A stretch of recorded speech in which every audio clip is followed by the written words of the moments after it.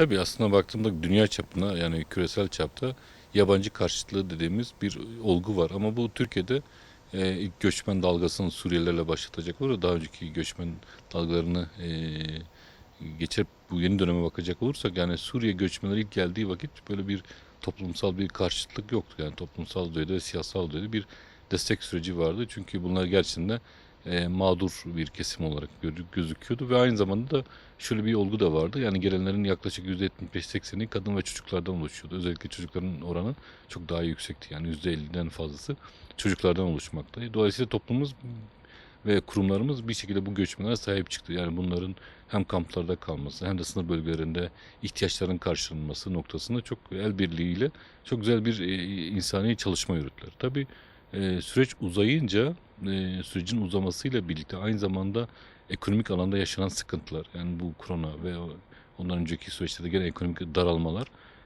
bir şekilde tepkilerin göçmenlere yönelmesini beraberinde getirdi.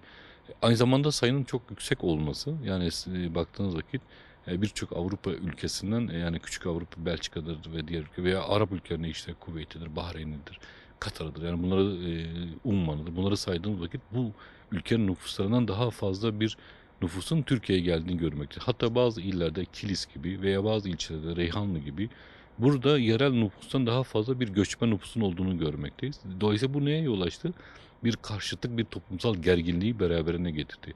Bu toplumsal gerginlik büyümeye başlayınca tabii bu siyasal alanda yansımaya başladı ve siyasal alanda da özellikle bazı siyasi hareketlenmeler ortaya çıkmaya başladı ve bu bir seçmen yani ideolojik bir altyapısı da olmuş olabilir. Yani ama aynı zamanda bir seçmen karşılığı da var bu siyasal söylemin veya bu göçmen karşılığının bunu Almanya'da görebilirsiniz, bunu Fransa'da da görebilirsiniz. Hatta bunu Rusya'ya da baktığınız vakit bunu görebiliyorsunuz. Yani dolayısıyla göçmen karşıtlığının bir siyasal karşılığı var ve bu siyasal karşılık siyasette nasıl boşluk kaldırmıyorsa eğer seçmende bir karşıtlık toplumsal düzeyde var ise o zaman bunun siyasal örgütlenmesi ve siyasal hareketlenmesi de ortaya çıkmaya başlıyor veya siyasal hareketlerin veya siyasal karar vericilerin bir kısmı bu boşluğu bir siyasi anlamda doldurmaya çalışırlar. Tabii bu dediğimiz gibi yani bu bir olgu. Bunun ideolojik arka planında olmuş olabilir. Yani bunlar gerçekten de bu göçmenlerin ileride Türkiye için bir güvenlik riski yaratabileceğine dair bir düşünceleri de olmuş olabilir ve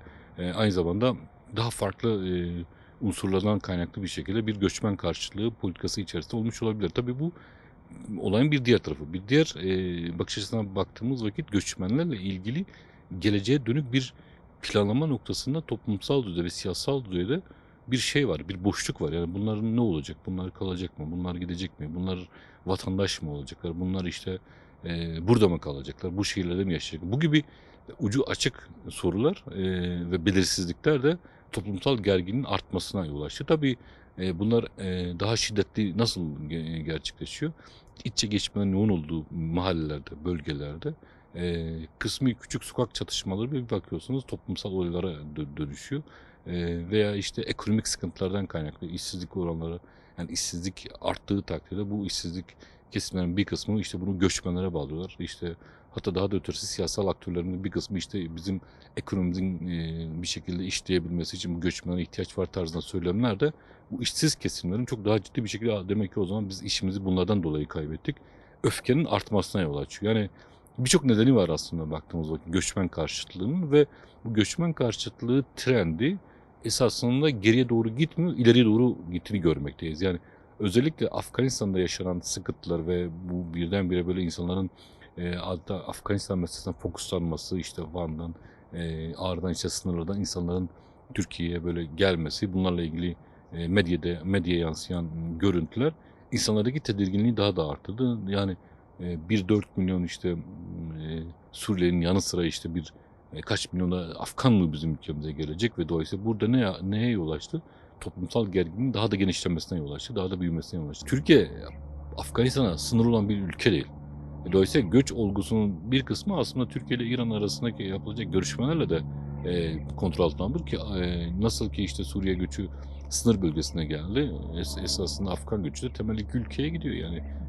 İran ve Pakistan'a gidiyor. Dolayısıyla da uluslararası kuruluşların gene Türkiye'nin de içerisinde yer aldığı bir şekilde bölgesel ve küresel düzeyde bu Afgan göçünün tartışılması ve mekanizmaların gerçekleştirilmesi. Bu mekanizmalar içerisinde insani yardım programlarının İran ve Pakistan merkezi, ilk etapta Afganistan merkezi, ondan sonra dış bir çerçeve olarak da İran ve Pakistan merkezli bir organizasyon yapmak gerekiyor. Bir yaklaşım ortaya koymak. Bu yaklaşımı ortaya koyamazsak, bu yaklaşım gerçekleşmezse elbette bu insanlar buradan da Türkiye'ye geleceklerdir. Yani bunu da öngörmek gerekiyor. Avrupa Birliği'nin temel bir politikası var. Bu değişmeli göçmenlere karşı. Şudur yani yoğun bir göçmeni almayalım. Çok sınırlı düzeyde kalifiyeli göçmen alıp kendi açık iş güçlerimizi ve temel diğer alanlardaki açıklarımızı kapatalım. Dolayısıyla yoğun bir göç hareketine Avrupa Birliği ülkeleri çok ciddi şekilde bir direnç gösteriyorlar. Bunu biz 2015-2016 yıllarında çok net bir şekilde gördük. Ondan sonraki süreçte tabii Türkiye ile yapılan müzakereler, anlaşmalar yani 2015'te başlayan müzakereler ve sonra 2016 anlaşmayla sonuçlanınca dediler ki biz bunu finansal olarak destekleyelim. Bunlar Türkiye'de kalsınlar. Biz bunların karşılığında işte belli bir kitle çok az sayıda bir göçmeni kendi ülkemize kabul edeceğiz dediler ki onlar da sayıları zaten gerçekçi bir yaklaşım. Dolayısıyla Avrupa Birliği'nin politikaları, göçmen yönelik politikaları gerçekten de insani tüm unsurların şöyle diyelim arınmış bir şekilde. Yani çünkü insani bir yaklaşım ortaya koymuyor. İkincisi uluslararası hukukun getirmiş olduğu mevzuatlar vardır ve bu bir kısmı insan hakları ile ilgili mevzuatları içermektedir. Ama baktığımız vakit Avrupa Birliği bu mevzuatları da artık dikkate almıyor. Yani bu göç meselesi geldiğimiz vakit bu göçmenlerle ilgili meselelerde bunu da dikkate almıyor. Göçmenlerle ilgili politikaları Yunanistan artı Avrupa Birliği ülkeleri ortak uyguluyorlar. Dolayısıyla bu Yunanistan'ın kendi uyguladığı bir politika olarak göremeyiz. Hatırlayın 2015-2016 yıllarında yani Balkan ülkelerinde birçok bireysel hareketler gerçekleşti göçmenlere karşı. Yani devletler bir kısmı sınırlarını kapattı, bir kısmı bunları sokmak istemedi.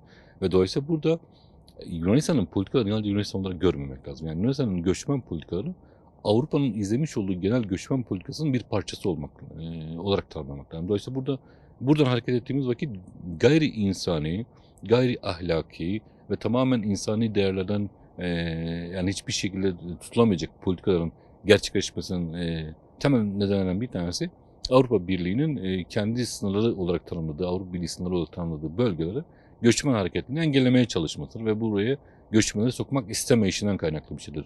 Biz bunun benzerlerini Fransa'da gördük. Fransa'da kamplar yıkıldı. Paris'in hemen şeylerinde, varoşlarında bu kamplar yıkıldı. Yani dolayısıyla benzer uygulamaları farklı işte göçmen çocuklara yapılan farklı muamelelerde gördük. Diğerlerinde gördük. Dolayısıyla Avrupa Birliği kapsamında göçmen politikalarına dönük olarak Yunanistan'la ortaklaşma olduğunu görmekteyiz.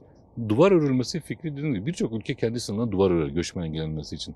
Bu başka bir şeydir ama göçmenleri ölümle baş başa bırakmak, işte botlarını batırmak, alıp işkenceye tabi tutmak bunlar uluslararası suçtur yani baktığınız vakit yani suç işlemektir yani ve bununla ilgili birçok mevzuat, birçok düzenleme vardır.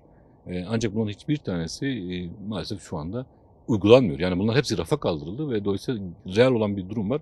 Biz burada sınırlarımızda göçmen geçirtmeyeceğiz ve dolayısıyla bunu geçirtmemek için insani olmayan tüm unsurları da ve araçları da kullanacağız diyorlar ve kullanıyorlar. Yani temel nokta bu ama dediğim gibi ya, bu yalnızca Yunanistan'ın kaynaklı bir politika değildir.